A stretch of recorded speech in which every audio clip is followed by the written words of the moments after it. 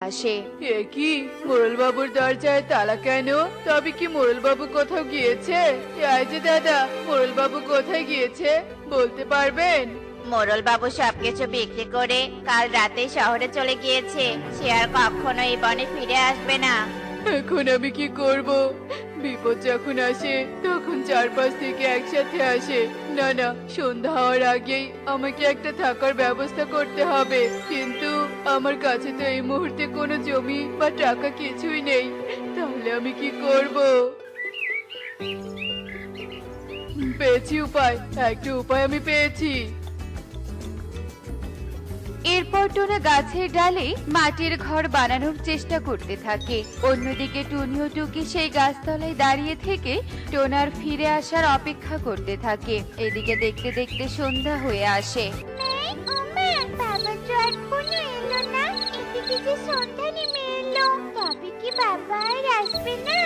আমি এসে গেছি রে মা, চল আমি এবার তোদেরকে একটা সারপ্রাইজ দিব। এরপর টোনা তার পরিবারকে নিয়ে সেখানে চলে আসে, যেখানে সে গাছের ডালে অনেক সুন্দর করে মাটির ঘর তৈরি করেছিল।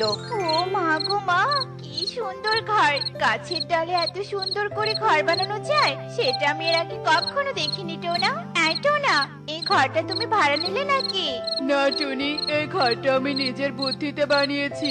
এখন থেকে আমরা এই ঘরেই থাকবো টুনি। এরপর টোনা তার পরিবারকে নিয়ে মাটির ঘরে থাকতে শুরু করে আর অন্যের কাজে সাহায্য করে কোনো রকম সংসার চালাতে থাকে। আর এভাবেই দেখতে দেখতে বেশ কিছু দিন কেটে যায়। না না, এই বনে প্রকৃতির ফটো তুলতে এসে কোনো লাভই হলো না। আমার ক্যামেরায় তোলার মতো তেমন কোনো দৃশ্য চোখে পড়লো না। ওয়াও, এই ঘরটা গাছের ডালে একেবারে অন্যরকম একটা ঘর। আমার মন বলছে এই ঘরটার ফটো নিলে স্যার আমাকে সেরা ফটোগ্রাফার বলে ঘোষণা দিবে।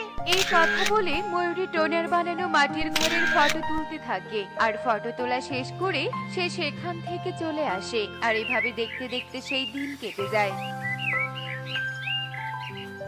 খুব ভালো ময়ূরী, তোমার তোলা ছবির জন্য আমাদের কোম্পানি আবারও প্রমোশন পেয়েছে, তাই এই 10 লক্ষ টাকার চেক আমি তোমাকে দিলাম। আমার এত বড় উপহারের কারণ হলো গাছের ডালে মাটির ঘর। তাই আজই আমি সেই বাড়িতে যাব, আর যে এত সুন্দর ঘর বানিয়েছে তাকে 2 লক্ষ টাকা পুরস্কার দিব। এরপর ময়ূরী বনে টোনার বাড়িতে চলে আসে আর টোনাকে 2 লক্ষ টাকা দিয়ে সব কথা খুলে বলে। তোমাকে অনেক ধন্যবাদ ময়ূরী দিদি, তোমার জন্য এখন আমরা অনেক সুখে দিন কাটাতে পারবো। না টোনা, এটা তুমি তোমার প্রতিভার পুরস্কার পেয়েছো। এবার তাহলে আমি আসি।